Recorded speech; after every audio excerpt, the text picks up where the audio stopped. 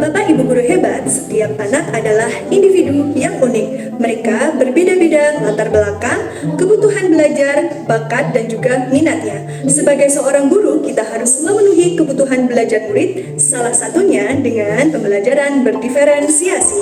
Agar pembelajaran berdiferensiasi mencapai hasil belajar yang optimal, maka guru harus melakukan 3 strategi pembelajaran berdiferensiasi, yaitu yang pertama, diferensiasi konten, yang kedua, diferensiasi proses, dan yang ketiga adalah diferensiasi produk.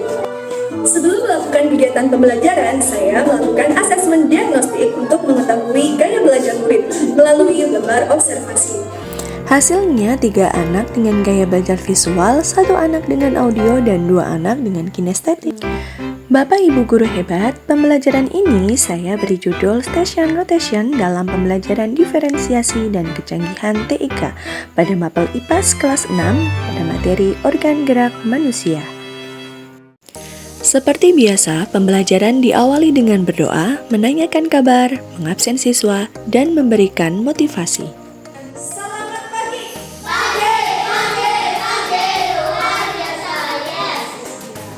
Untuk menambah rasa nasionalisme, maka anak-anak bersama-sama menyanyikan lagu Maju Tak Gentar. Tidak lupa pula untuk menambah semangat, anak-anak melakukan ice breaking.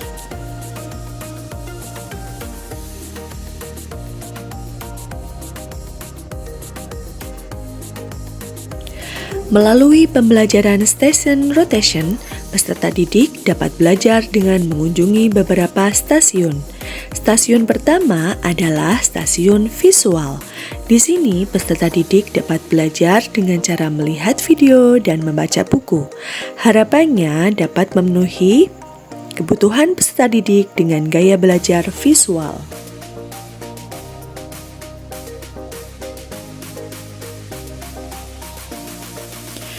Pada stasiun kedua, yaitu stasiun audio, peserta didik dapat mendengarkan lagu tentang materi yang sedang dipelajari. Kegiatan ini diharapkan memenuhi kebutuhan peserta didik dengan gaya belajar audio.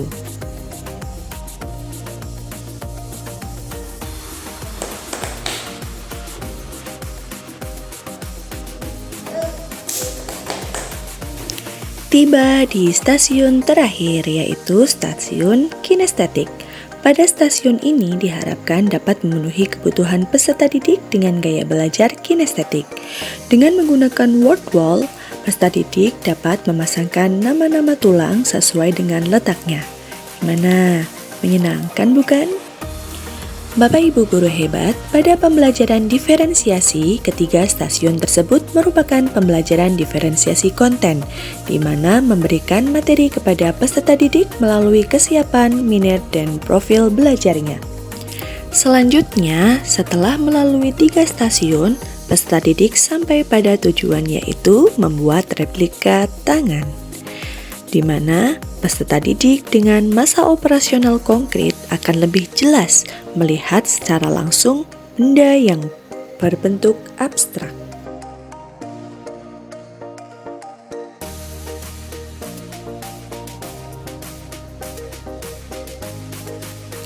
Bapak Ibu guru hebat, pada pembelajaran diferensiasi, proses ini bisa dijadikan sebagai pembelajaran diferensiasi proses dan produk, di mana peserta didik dapat saling berkolaborasi dan memperhatikan perintah atau langkah-langkah yang diberikan oleh guru.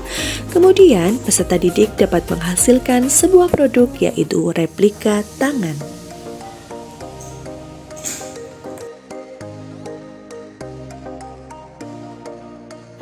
Hasilnya, anak-anak terlihat senang dengan produk yang telah dibuat, memudahkan memahami materi, sehingga menjadikan pembelajaran yang lebih bermakna.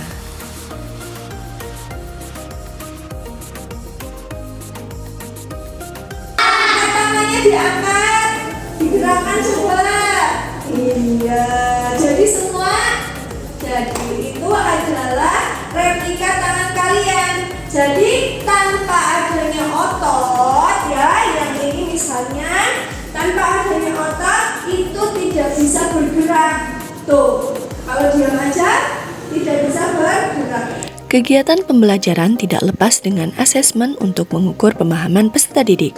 Sebagai asesmen formatif, saya menyediakan LKPD agar peserta didik dapat mencatat informasi-informasi penting tentang fungsi dan bagian-bagian rangka.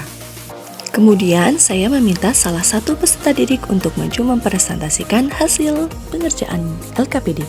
Karena tidak bisa bergerak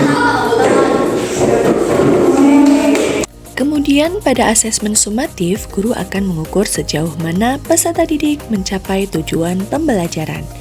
Dengan menggunakan kuisis mode kertas, peserta didik menjawab soal pada layar dengan cara mengangkat barcode sesuai dengan pilihan jawabannya. Dengan kuisis, asesmen menjadi lebih menyenangkan dan efektif. Di akhir pembelajaran, peserta didik diminta untuk menuliskan 3 hal yang diketahui, 2 hal yang belum diketahui, dan 1 hal yang ingin diketahui. Setelah itu, peserta didik diminta untuk mengekspresikan perasaannya pada pembelajaran hari ini. 2, 3. Oh, Habibie, oke lah kembali. Terima kasih Bu Rosi, pelajarannya sangat menyenangkan. Aku jadi paham.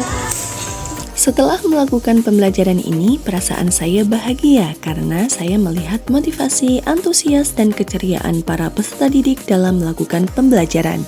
Hal ini menjadikan umpan balik positif bagi saya dalam merancang pembelajaran. Terima kasih. Wassalamualaikum warahmatullahi wabarakatuh.